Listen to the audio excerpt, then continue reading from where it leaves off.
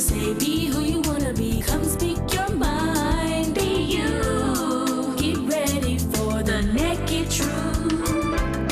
Dr. Kelly bringing it to you right on time. No half stepping. She's bringing you the Nakid Truth. All right, all right. That is right. I am bringing you the Nakid Truth. We are so excited about our show today.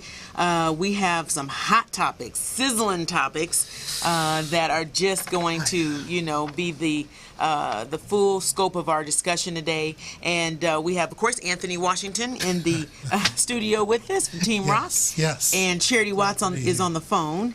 And then we have our resident expert who's written several books and been in several reality shows. He's a man with a plan. He's my brother from another mother.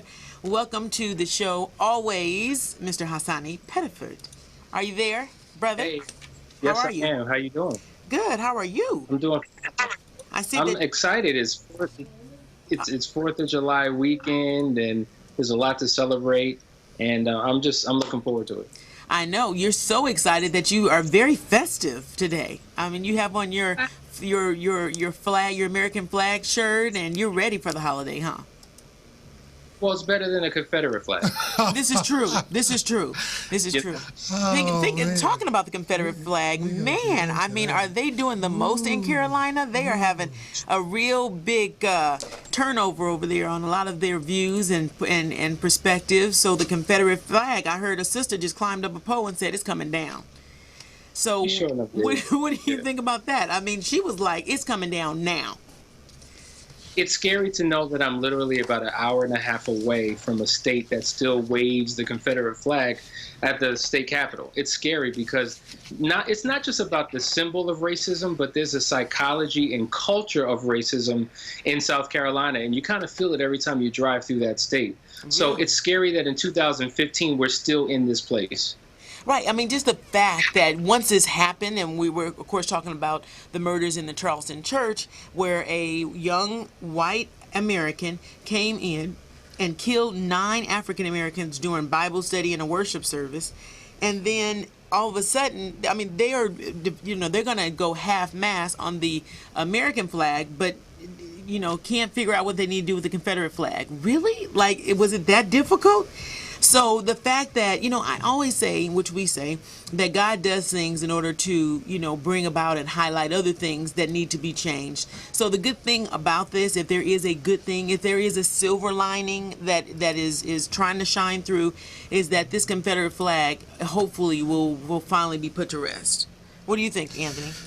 Well, it definitely needs to come down, but we got to do more than just get the flag down. I mean, they're talking about taking the flag down, but are we going back to the same old, same old? Is it still going to be the same thing? Blacks getting killed, Latinos, whites, whatever? Or is this going to bring about an overall change in the culture? I mean, you got them taking down the flag, the Dukes of Hazzard.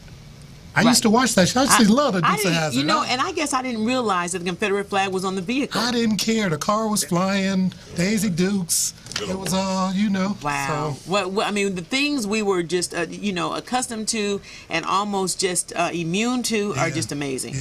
But eBay, Walmart, Sears, Kmart, Amazon, they are not immune to it, and they don't want any parts of the Confederate flag being sold on any type of merchandise through their vehicles. So that says a lot, and much like what Donald Trump is experiencing now, which we'll talk about briefly. When you affect the dollars, when you hit where consumers really spend their money, then I think you do kind of change the culture, don't you? Isn't that a part of the beginnings of changing the culture? I wonder, partially, we talked about the TV show The Dukes of Hazzard. TV Land has pulled it from the airs, but I kind of compare that a little bit to Cosby when they pulled the Cosby Show.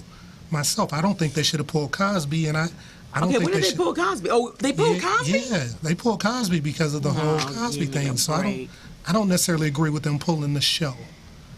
I don't know. I'm not saying I endorse the flag. I agree with that I'm not saying I endorse the flag, but I don't necessarily agree with them pulling the TV show. Right. I'm not sure that I agree with that. Well, Hassani, what do you think about that? Them pulling shows because of affiliations like that?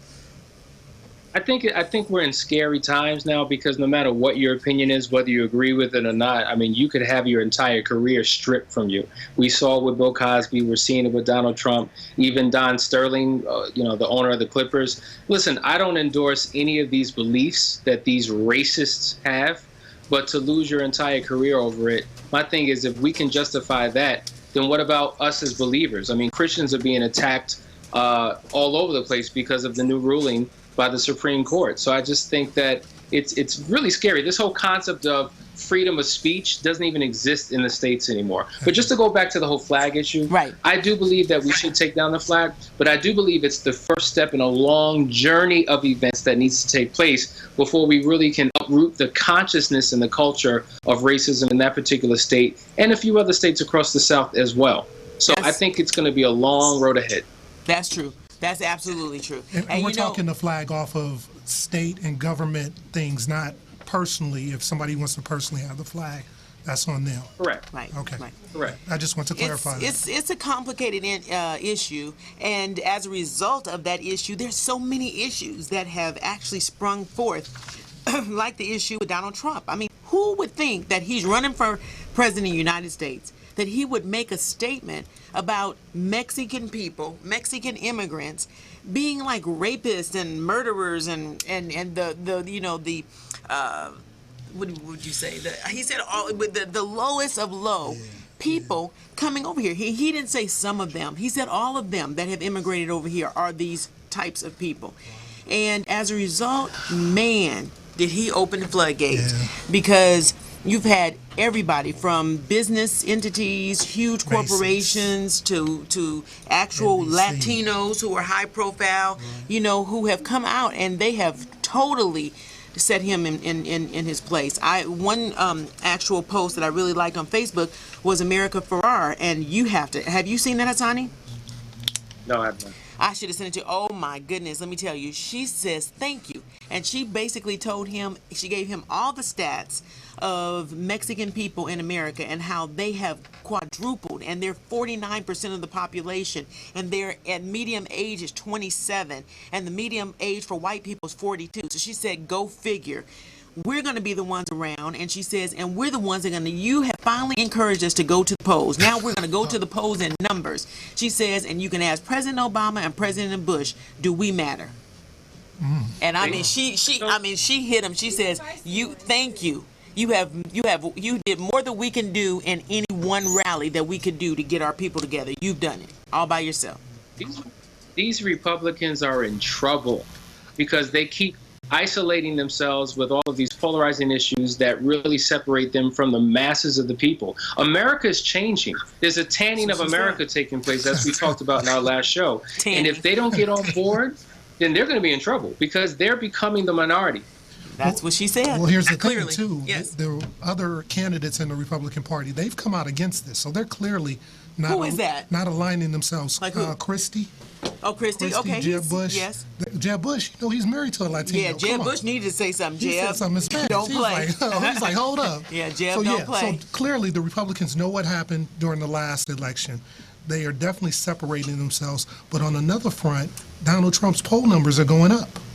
So what does that say? But I mean, it's just interesting that, and the thing about it, Hassani and Anthony and Charity, he didn't back down from it. He still keeps saying the same thing. So he's just like totally ruthless with the whole thing, and they're just through. So I don't think we've seen half of it. Of course, NBC pulled their business arrangements with him. So then the pageant, where you have thousands of girls who've worked their lives to get to that point. They didn't have a home, a network. Finally, they got picked up by Reels, which is a cable station. And then he has his show, which I love, Celebrity Apprentice, and that from at this point he doesn't even have that anymore. So he's lost some things. Yeah, definitely. But he's also got a $500 million lawsuit, so we'll see how that Who goes. filed that? He did, against NBC.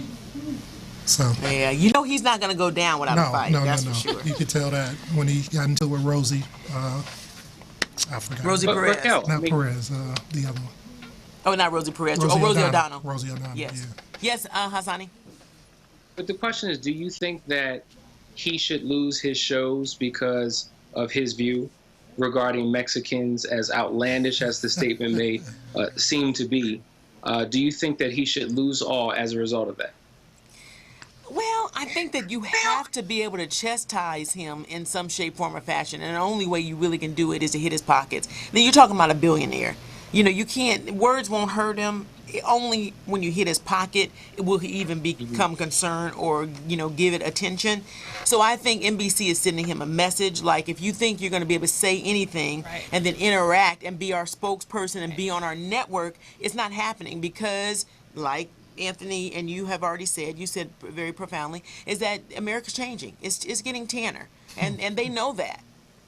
Right. I think so. I think they should hit him where the money counts. What do you think, Terry? I mean, because, you know, NBC has an upstanding to uphold, and they have to not only focus on what's being shown, but they want to keep their viewers in general. So if they don't address the situation up front, then it's basically condoning what Donald Trump is saying, and they can't take the risk from a economical standpoint to let that fly.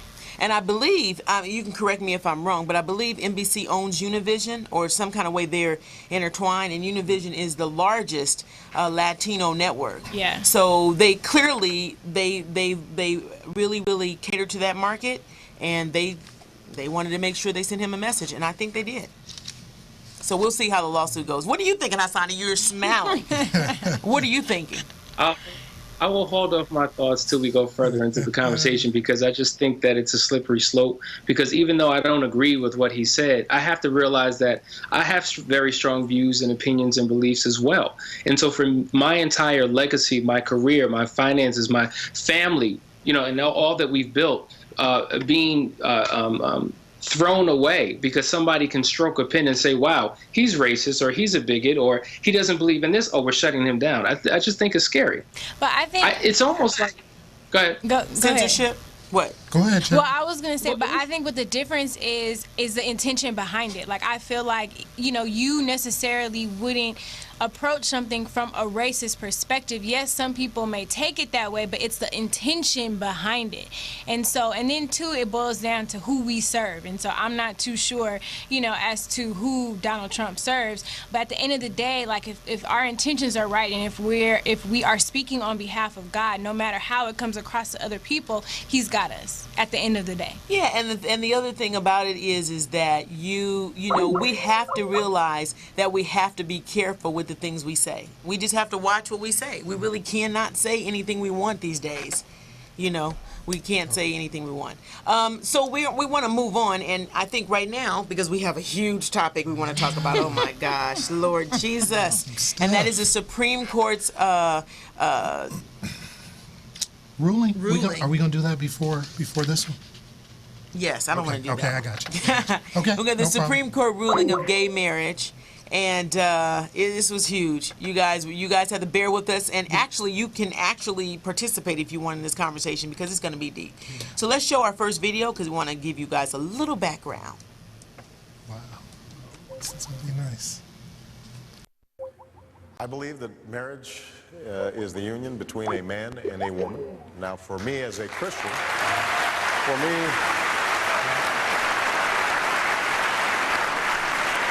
for me as a Christian, it's also a sacred union. You know, God's in the mix.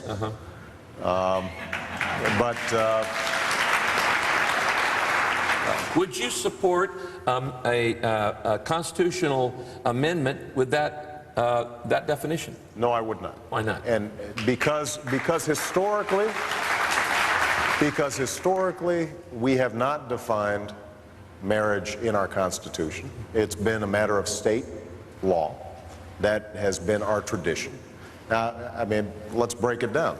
The reason that people think there needs to be a constitutional amendment, some people believe, is because of the concern that about same-sex marriage.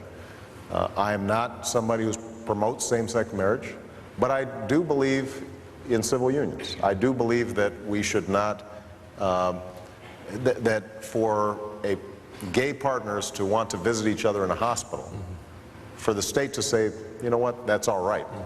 I don't think in any way inhibits my core beliefs about what marriage are.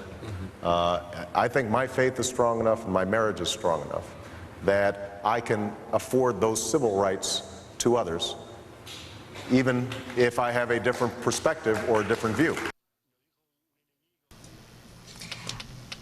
Okay, Yeah. Whatever, Anthony. No, Okay. So should we go ahead and play the second video? Yes, we should. Okay, right now, Yes. whatever. So people need to know that was the before. That was the before. That was the video 2008. before he actually became the president of the United States. He was just a presidential candidate. So now we're going to show the video of him today as the president of the United States. Can we just say this? He was talking at a Christian church. Right, he was to a at Rick pastor. Warren's church. Right. And so, of course, he was talking to a Christian audience. So at the time he had started from the bottom, and now that he's on his way, now that he's here, his opinion has changed. Well, okay, let's see. well we'll Let's see. see. Yeah, Okay, we'll okay, see. okay. Okay, whatever, people.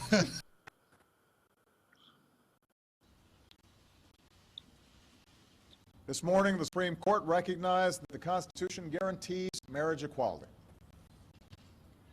In doing so, they've reaffirmed that all Americans are entitled to the equal protection of the law, that all people should be treated equally, regardless of who they are or who they love. This decision will end the patchwork system we currently have. It will end the uncertainty hundreds of thousands of same-sex couples face from not knowing whether their marriage, legitimate in the eyes of one state, will remain if they decide to move or even visit another. This ruling will strengthen all of our communities by offering to all loving same-sex couples the dignity of marriage across this great land. Thank you.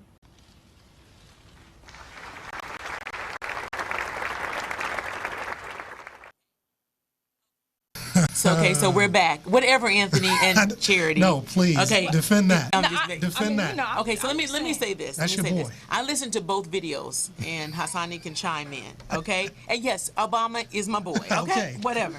So anyway, when he was at the church, he was very honest and very candid about his position on gay marriage, and he said that there were state laws that if they could have a civil union or that if they could have some type of civil liberties, that would be fine, because he said that his marriage and his faith wouldn't be compromised by allowing them to do that.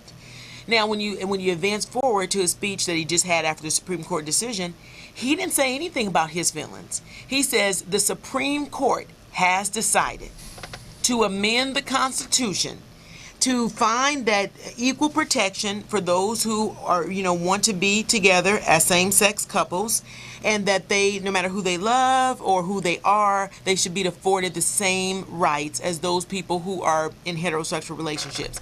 Now, I don't remember him saying anything about his beliefs. I think he did it very eloquently as a president of the United States to basically regurgitate what had happened in the Supreme Court decision. He wasn't being interviewed about his position. Now, what, Anthony? What? Oh my goodness.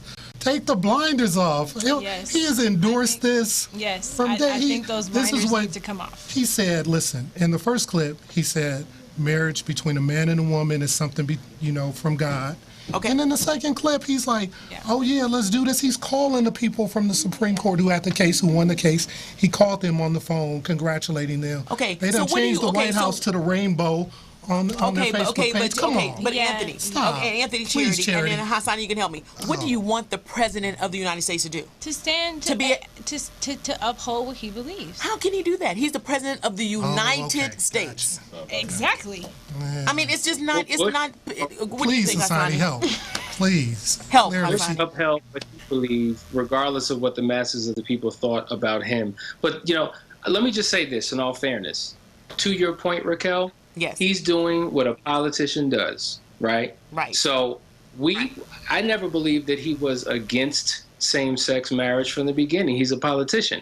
And so when you're speaking to a Christian audience about what your position is, you're going to say what's necessary to be said to get those votes. Okay, And but- so now that the pendulum has swung, culturally speaking, and more people are open to the idea, he would be he would be so he would be so isolated as a president if he took a firm position that he just wasn't for it. Well, don't you think It's any almost like he president can't would be take that isolated? position. It wouldn't be just him. But I think it's the way in which he does things. Like Anthony said, like even if it's the constitutional, bill that they And passed. remember, he's a constitutional instructor. Okay, but so go ahead. if that is something that he can't supersede and he needs to pass it, he can, like you said, say that. But I think what would be wrong with him saying, even though I personally don't believe this is what has been done. Or even if he doesn't say his personal beliefs in terms of putting, the White House in rainbow. Like I wouldn't necessarily parade that. I would just go along with my duty, say what needs to be said, and move on. Okay, but I wouldn't add the extras if I actually don't believe in it. Okay, but isn't the White House a symbol of politics? But it's my house. It is. Somebody came in when they were trying to know. heckle him recently. Somebody, what did he say? He said, "Hold up, you in my house. You eat my food, drinking my Okay, alcohol." so Anthony, Come on. you clearly think that President Bush, Jeb, whoever would step in from a Republican standpoint would have come out and just said, "Oh, I'm against this. Is horrible, and this is the worst day in American history." We're not saying that, but the stance he's taking is clearly what Asani said. No, I don't And think then he's taking also, a stance. I don't think listen, you can this is say what- that he has said, "This is how I feel." And I believe, personally, behind the scenes, when he's talking to his wife and he can be candid, I don't think that he's excited about it like a lot of people aren't. But what's the benefit of him being behind the scenes about it? Well, As a leader, like or even as a Christian, forget being a politician. He, at the end of the day, he's a Christian, quote unquote. So why would you be behind the scenes if you're a Christian? Well, most Christians are behind the scenes. Most Christians are behind the But scenes. should they be? Well, I don't know. Should they be? Well, are we called to be behind the Okay, scenes? but Charity, let me ask you this. Let me tell you this. Asani shaking his If head. you were, listen to this. If you were the CEO, put yourself in this position. Clearly, if you were the CEO of AT&T, what would you do? If it was something that I had to, well, what would I do in what sense? Yeah, I mean, in other words, would you, as a Christian, would you just come out and say, "I'm against this. This is a horrible day, and I'm not gonna"? I wouldn't say that, but AT&T as a CEO, we wouldn't celebrate it. Well, you're gonna have a big challenge. Or if they did. There is a separation between church and state. This is That's true. where he goes. He has to separate what his belief is as a Christian to what.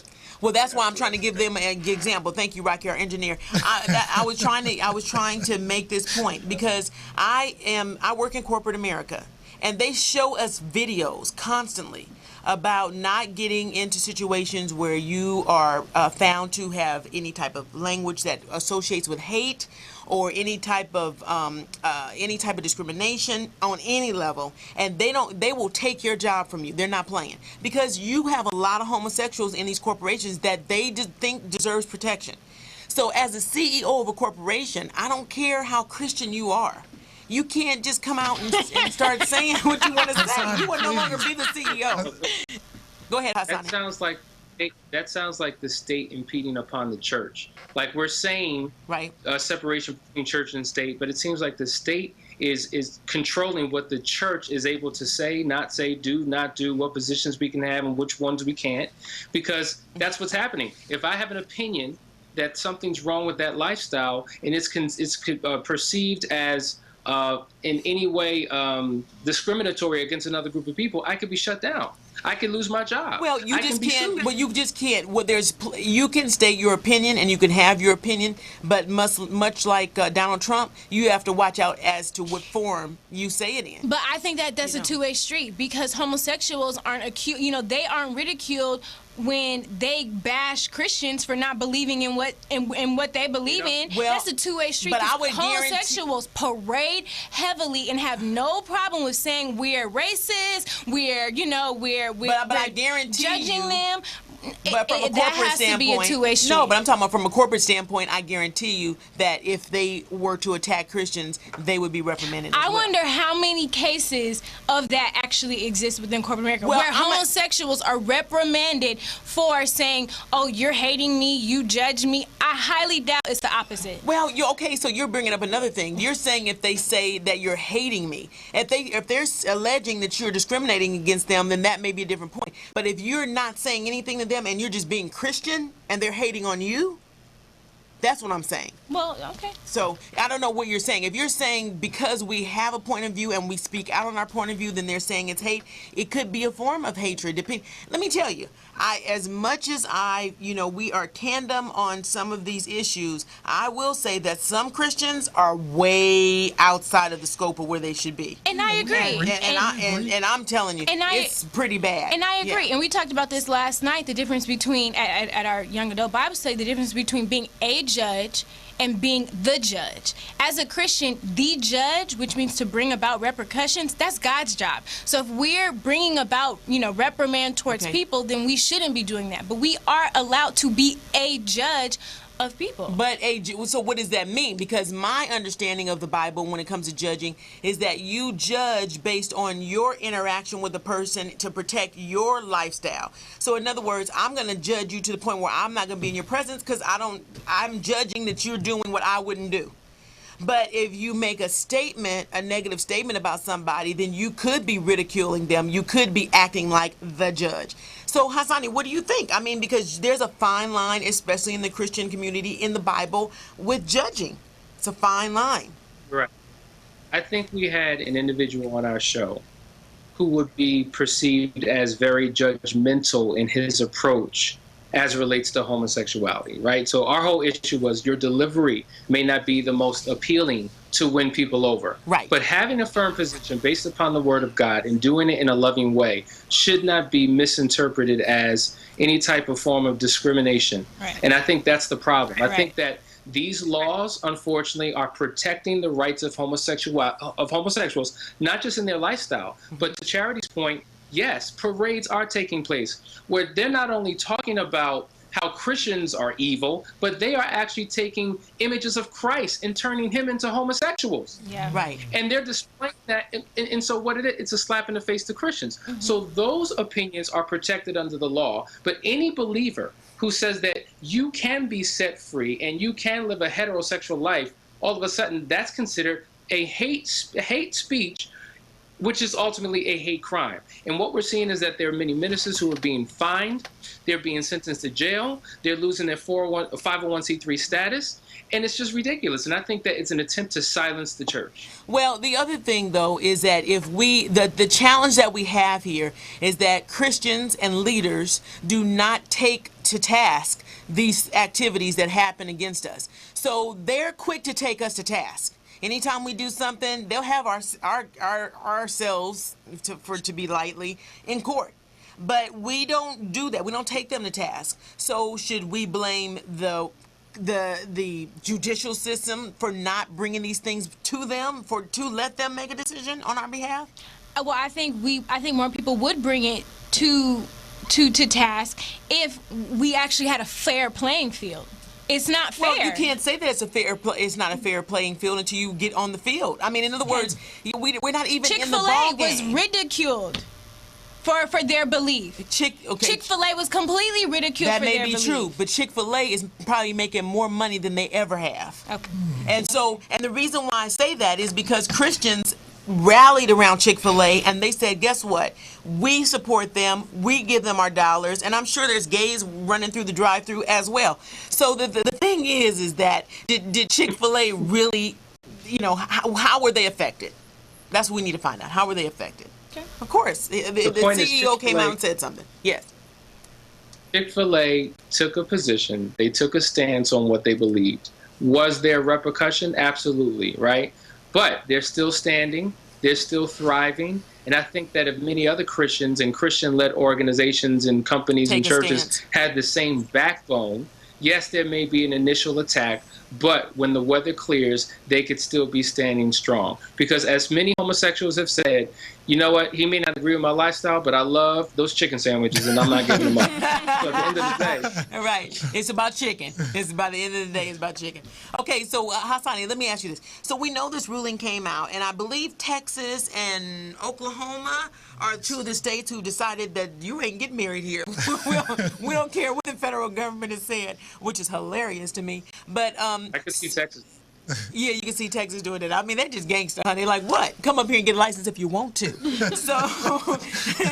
So, what do you think we should do as a body of Christian people? As I mean, should we protest? Should we, throw everybody out who appears to be gay that comes in our church? I mean, what should we do? In my humble opinion, I think what we need to do now is become students of the actual law. I've spoken to quite a few ministers and Christian leaders who have basically said, you know what, we have to go back to our policies and procedures, figuring out what we need to put in, I guess, our statements of faith to figure out what protection we do have under the law. Because I just think it's weird how so many Christians are scrambling, trying to figure out what to do as if they didn't anticipate this coming. Like, this should have been dealt with years ago so that when this time came, they knew exactly what to do. And I just think that many of us are just not prepared for the legal fight. So I think the law, since it's a legal issue or a constitutional issue, we need to become more sophisticated when it comes to those matters. See, and that's a challenge. We don't have a plan. And it's kind of like African American people to me in terms of how we've migrated over the years. I mean, we don't have a plan and we don't have a clear leader. And so we're just a bunch of, we're just moving around with our heads cut off. So as Christians, I agree with you. And that is, if we're going to be, made or asked to marry, gay couples and the pastors or leaders feel uncomfortable with that, then hey, you may have to forego your 501c status and go private.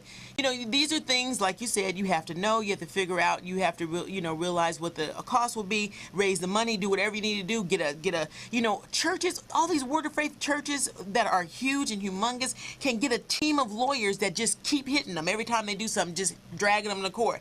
I mean, this is what we can do instead of putting our money towards things that don't matter. These are things where our tithes and offerings could really come in handy. What do you think, Anthony? With what Texas is doing, if I'm working in the city office or state office and have to issue a license, I don't agree with that. I mean, the laws come down. If you're like Charity said, you a Christian. Yeah. You don't care where you are. If that's my job, if I want to keep my job, I have a decision to make. I'm going to say, I don't want this job anymore, or I'm going to keep my job and issue the license. I don't necessarily agree with what's going on there. I think people can't just say, I'm denying you this. I think, like you said, we have to do something legally, make some adjustments. So, Charity, you have anything to add? I mean, I hear what you're saying. I just don't understand why a Christian has to fulfill an assignment that goes against what they believe. That's just my thing. But I hear you, though. Right. I mean, it's kind of like they say when you're in Rome, do as the Romans do, or render unto Caesar what is Caesar. If you're in these workplaces and you're in these corporations and you've agreed through an employment contract that you're going to abide by the rules and regulations that they set up, then you have to do that. That doesn't mean that you can't believe how you believe, and that doesn't mean that when you're outside of that organization you can't take a certain stance. But when you're inside those organizations, that you've actually agreed to follow them. I just feel like in certain instances, and it could just be the industry, but like when you're in, like the entertainment industry or something, and you're a musician, God places you in that environment. That doesn't mean you smoke and drink and have sex with everybody else like all the other entertainers do. So, but in a corporate setting, you have to do that. But it's just weird. Like, I feel like it's a double standard. And in certain instances, you can decide not to participate, or you have to participate. Well, in certain jobs, you have more creativity and you have more freedom. But I think that anywhere you go as a Christian, you live a certain lifestyle, and that has nothing to do with someone else's lifestyle. I think what we're talking about is vocalizing about someone else's life, how they choose to live their life. I mean, do we really have a say? Do we really need to voice those things at that time? So, I when this ruling came down, I had, I think we all know gay people, and I want to say, as the leader of this particular talk show, that we don't hate and we don't have any hatred towards people who may identify themselves as homosexuality. As Christians, of course, the lifestyle isn't something that we feel is something that should be occupied or entertained, but the person is a person that God created. And just like a person who fornicates or a person who commits adultery, everybody needs salvation and they need deliverance. And so homosexuals are no different than anybody who has a drug addiction, a sexual addiction, whatever. So in that sense, we're all the same. The lifestyle, we need to, you need to deal with it. You need to deal with it, and it can be dealt with. So that's the good thing about it. Yeah. So we don't hate on this show. So We you're just going to give have our- some Not at all. people saying that's homophobic right there, because you're saying it's What? they're saying they don't have a choice, but you're saying they do. Well, you know what? I don't. So people are going to look at Well, that. some people may argue that I don't have a choice being black, but I still have to act a certain way in this world. I mean, there's things that I have to do. I mean, I could act real black sometimes, but I choose to control my behavior and live within the confines of God's word. And so, however you want to do it, I mean, you could be born that way. People have been healed from being, having some disease, and they were born with the disease, and they're completely healed today. So it depends on what you want. I think a lot of it is about choice. And if you are seeking healing and you can't be healed, then hey, I would think that's a better argument. I was born with it. I've been trying to get healed and I haven't got my deliverance yet. We would probably, buy that better. So anyway, Anthony. No, I'm just, Anthony always plays the devil advocate very No. nicely. You do. You're good at that. go ahead, Okay. Asani. I think it's important that as believers we have more conversations in-house and figure out what the true argument or talking points should be, because certain arguments are futile. Like, was I born that way versus was I not? I mean, that is an argument that has been in existence for many years and will never die. And so to your point, whether you were born that way or not, the point is the word says you could be born again. There we So go. if you believe that a spirit came inside your body or your mother's body before you were born and you came out that way, if it's influences of your environment and how you were shaped by your progenitors, if it's a sexual abuse that led to it, whatever the reason may have been, you can be born again. So we have to have the right argument. And as long as we're loving people and feeding people and giving people the word, whatever they decide to do after we have given it to them is on them. It's not our job to hate people. It's not our job to put people in hell, but it's our job to stand on the word of God uncompromisingly. And you don't have to do that in a dogmatic, nasty way. Right. I completely agree. Right. And I think part of that is as Christians, being led by the Holy Spirit and how to interact, approach certain situations, because we can't, and it's, I feel like we need to be careful on how, when we approach things on a general, broadened perspective, because how we relate to one person is not going to be how we relate to another person. And so I think we need to be led in terms of how we may approach, because God may have us approach a certain person one way as opposed to another way. Because he knows them. Right, And exactly. the good thing I always say, Hassani, is that God, one thing he died for, which we all can agree, whether we're Christian or not Christian, this is what he told us he died for, is that we have free will. We have the ability to choose. So you can't stop, and you cannot, even as a Christian, you can't keep anybody from that freedom. So when they decided that to give them the option to get married, that is a part of their free will. So this is how I look at it. You choose to get married, you choose to be in a gay relationship, then you choose the results of it. And when you get to heaven, God, you'll have to answer God. So who am I to tell you you cannot choose? Who am I to create a law to keep you from being able to choose when God died for that one reason? Because when it's all said and done and he judges us, he's going to judge us on our ability to choose and what we chose to do. Okay. That's a good point. All right. So let me ask you this question, if you don't mind, because the messages and the talking points from the church forever has been, when you're looking at Babylon or when you're looking at Sodom and Gomorrah, you're looking at certain nations who have fallen because of a moral collapse. What are we saying now? If those stories are true, what are we saying now about the future of America? Is it just another law that's passed and it is what it is? Or is doomsday fast approaching when you're putting it in the context of other nations that have fallen due to homosexual lifestyle? Well, clearly, the prophecy indicates that we're coming to a point where we're gonna deal with the ability or the inevitableness of falling. So I think that that's something that we already know prophetically is going to happen. And then there's prophets in the land today that have said that unless we turn back from our wicked ways, that's where we're going. So things are deteriorating in America. We can see that. So I don't think that as Christians we can be blind to the fact that we're going along for the ride unless we do a lot of praying, which we know that God will protect us in the end, in the end, but we still are going to be affected by certain things, and we have to be on our knees. Charity, Anthony? I don't know if we can just let things happen, because here's my concern, that now that this is law, marriage is law, what changes? Pastors have to now do weddings. Now, do they have to? No. I'm saying not now, but these are things they're going to probably lobby to have. Here's what's coming next. That's coming. Pastors don't want to do them. They get sued. Textbooks, certain things in textbooks are going to change. Curriculum's going to change. Laws. It's just going to be a domino effect. So, what point, as Christians, are you like, come on now, enough? I mean, really?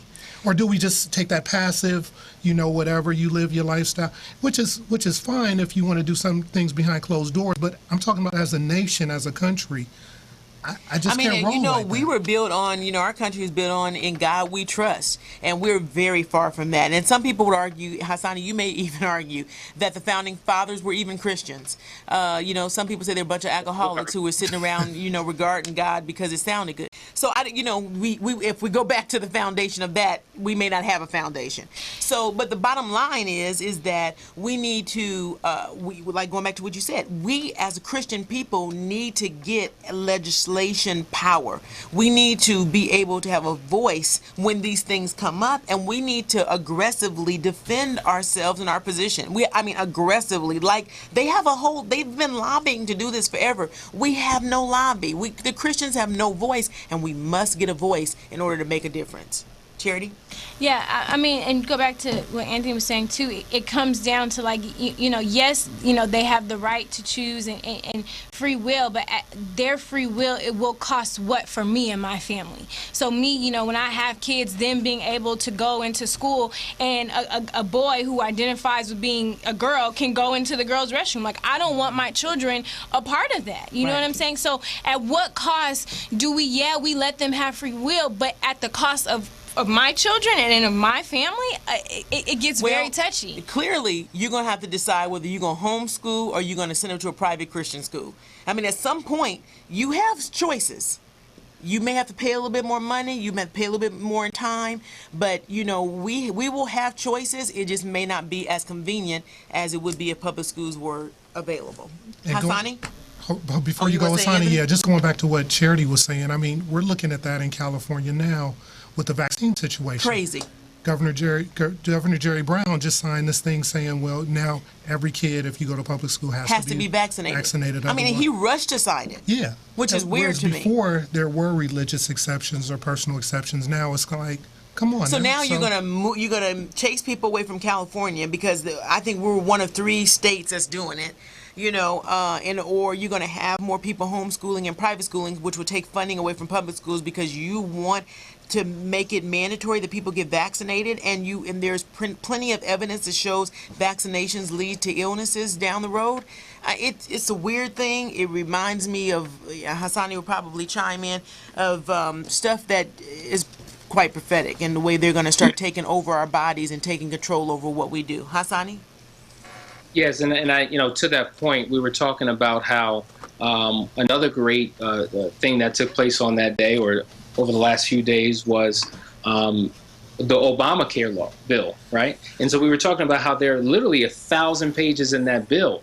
And even though the talking points we all agree on, there's a whole lot of other stuff in that bill that Obama wasn't necessarily directly influential of, because you have to consider everybody's perspective. Right. And so to the point, what's taking place in LA was probably in that law, probably in that bill. So the fact that they're forcing, Americans to vaccinate their children to go to public school is a major problem. Listen, I do not vaccinate my children. We have always had, we've always filled out the letter of exemptions. And anytime we found a school system that did not allow us to bring our children into those schools, we had to move, we had to relocate. Right. And if this nation gets to the point where that becomes something that the Supreme Court hands down, we are leaving again. Because I will not put the life of my family at risk over some law. Peace. I am out. Peace out. Asani, we rolling together. Yeah, I mean, it's some interesting things. It kind of reminds you of what they're saying prophetically, the 666. I mean, at some point, they're going to, make you take the chip and put the chip in you. They're already doing that now, Rocky? They're doing it with children, and I just wanted to step on that because worked for the government for a long time.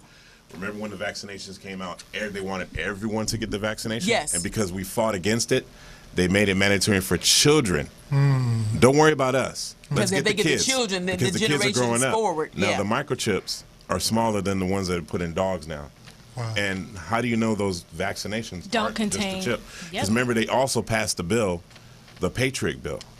Okay, what was that? The Patriot Act is they can now check your phones, check your cell phones, your computers. They don't have to have permission to watch you. So if they have control over your kids, they can watch your kids anywhere they can. When we find out, why do they put chips in them? They can't do that. No, the Patriot Act says we can. That is crazy. That is crazy. The things you don't know can kill you and harm you and could set generations, in pure chaos. So, Hassani, there's just so much fluctuation. I'm like losing my words here.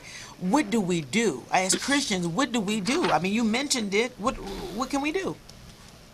Number one, I think we need to pray. And I think we need to have, first of all, we need to pray the word of God, right? Not pray our opinions, not pray out of our fears.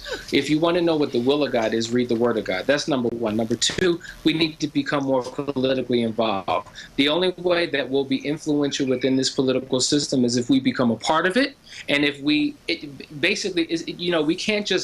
we can't write letters to senators and other individuals who do not represent us. We have to become a part of the system and allow our influence to take over that particular space in society to change laws in our favor. And I think we need more of a united front amongst churches. Think about it. There are over 10,000 Christian denominations in the United States alone, and all of them have a different perspective on homosexuality. The Episcopal Church, they're ruling that, we are going to marry homosexuals. And so now their church is split. And so if you have all this confusion within the body of Christ, how can we operate from a position of strength?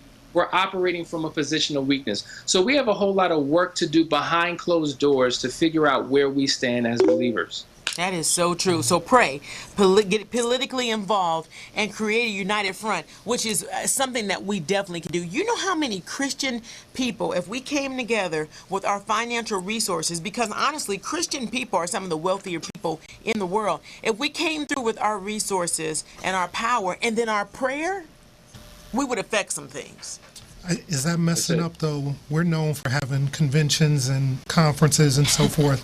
So are pastors really going to get on board with this? Are they? Do you think they're talking behind the scenes? I don't know. Yeah, well, the challenge is, and this is what the church has always been ridiculed for, is that anything that shakes anything that's controversial can affect the finances of the church. And so they kind of lay low on these things because they figure, hey, I don't want anybody to get a little upset to where they don't get the tithes and offerings, because, everybody has a gay member in their family, and and there's gay people in the church, and the choir director's gay. And so a lot of times they don't want to rattle the cage. So you have their own ethical, chaos to consider. What do you think, Hassani, about Anthony's question? No, I think Anthony's right. I think Anthony. I'm happy, Anthony. You're surprising me today. You're coming out with a strong point. I'm like on fire here. I love to hear what you're saying, and I love your position, and I think he's absolutely right. Very great. Yes. And I think that, the people who would leave the church because they feel they may need to leave the church. It's the truth. And we're gonna get some new, you can't, a church, especially when they are supposed to have a particular stance, when they're supposed to be leaders, can't be worried about a few people giving some dollars. Like, what? Right. Stop. Yeah, stop. Stop. Yeah, and this is the challenge with us being united, is that we have to have strong leadership. We have to identify who these people are, and as much as we disagree with his the way he went about his lessons and his ministry, you have to give his courage a lot of credit. And that was the pastor that was here in regards to homosexuality in the Kojic Church, Pastor Earl. He at least was courageous, Hazani. And he took a position. Yes. The Bible says, I'd rather you be hotter clothed than lukewarm. And one thing I am really disgusted about, if I could use a word like that, is the fact that a lot of our Christian leaders, our pastors, our televangelists, are taking such a neutral position on this topic. And so you're not quite sure where they stand. It's just like, all right, they have a certain political influence, they have a certain religious influence, they don't want to offend people from both sides, so they're going to play the middle. And I think that that's doing us a disservice as believers, because many of us have our own individual positions, but we're looking to our leaders as to what we need to do as a church. And we're not getting clear direction from those that we tithe to, support, pray for, and look at for leadership in this nation. Right, and then you get people who play to the middle, but then you have those people who are silent, who don't say anything, choose not to say anything. So are they better? You know what? And then you have those people who completely have gone to the other side and said, now that the law has been passed, we need to get on board. So you know what? I'm opening up the floodgates. You want to be married? Come on in. You want to serve in ministry? Come on in. And it's just insane. And then you have the people who say too much, and they come off as being very hateful. So that's why I said we points, and we need to have conversations to figure out what we're going to do as a body of Christ. Because right now we're looking kind of cray-cray. Cray-cray. No, for real. And, in the Bible, it does talk about having a spirit of unity. And I think that's what needs to be the focal point, especially in these times, is instead of everybody trying to do their own thing, hey, let's unify, have one message, have the same procedures and how we're going to get this done. We're talking the same language, we're speaking the same thing, and that way no one's confused. You're not ineffective because you're by yourself. So I think the unity needs to just really just come full force. Right, and you're right, and unity definitely has come forth. And speaking of unity, and we know that they've lobbied to make sure that this day came true for them. And we're going to have Rocky show you a picture of actually this flag that I'll actually let Anthony talk a little bit more about, which is interesting. Talk about the flag that we're going to show. So this is a flag from a picture was taken in 1945, in Iwo Jima. It shows the 5, I believe, Marines putting up the American flag. So what happened was there was another photographer about 10 years ago. He changed it based on he's obviously not, I believe he's gay, but he changed it. So he's showing 4 men, mostly 3 of them with their shirts off, and they're putting up the quote-unquote gay flag, which is they've taken the rainbow flag. So he put it up about 10 years ago, it ran in a magazine, and then somebody recently just found it again, and now they've been putting it out there. And it's just, it's crazy to me. Now, it's interesting because Rocky's here, and Rocky was you a Marine, Rocky? Okay. And Hassani, Rocky said that he just had a dispute over this because he says, hey, I don't have any issues with gays. I don't have a problem. Do you? But now when you try to mimic what we did back then, and the strength and the lives that were lost because of that, and then I have a problem. So talk about that, Rocky. Why do you have a problem with it? Because I just feel that Iwo Jima, the statue and the picture represented the lives that were lost. Millions of soldiers went there, or Marines and sailors went there to fight in this war. And when they put that flag up there, it just symbolized that everything they went through, they finally made it. And that's why they put the flag up there. And for them to take this flag and say, okay, we've made it, no, it's not the same. You didn't lose any lives. You didn't fight for anything. You fought for what your preferences, but it wasn't to save the freedom. Because without these people doing what they did, you wouldn't have the ability to say, hey, I'm gay and this is who I am, because you wouldn't be here to do that. And the other thing is that a cause is different than having to be drafted in or elected to take up an entire nation on your shoulders. I mean, it's way different. And for them to compare even themselves to slavery is crazy. It's ludicrous.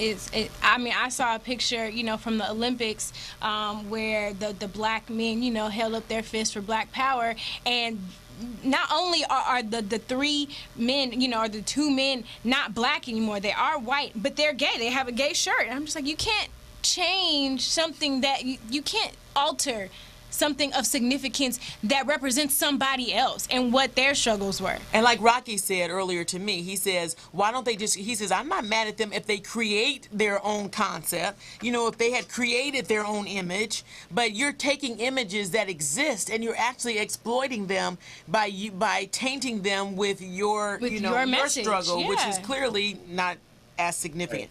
Hassani, what do you think? I totally agree with that. And this is the same offense that many of us as African Americans have had as they've attempted to hijack our civil rights movement in making comparisons as if it's the same, and it's not. It seems as though they have no historical foundation to stand on other than a decision. See, we come together as a people based upon who we are, not necessarily what we do. See, that is listen, whether you identify yourself as hetero or homo, basically your organization is built upon a deed, an action, something you're doing, your choice to have sex with another person. So your identity is wrapped up specifically in that. I don't see heterosexual, lobbyist groups that are fighting for that, type of agenda. No. And so I just think it's unfair. They have nothing to hold on to, so they'll duplicate anything and in the process offend.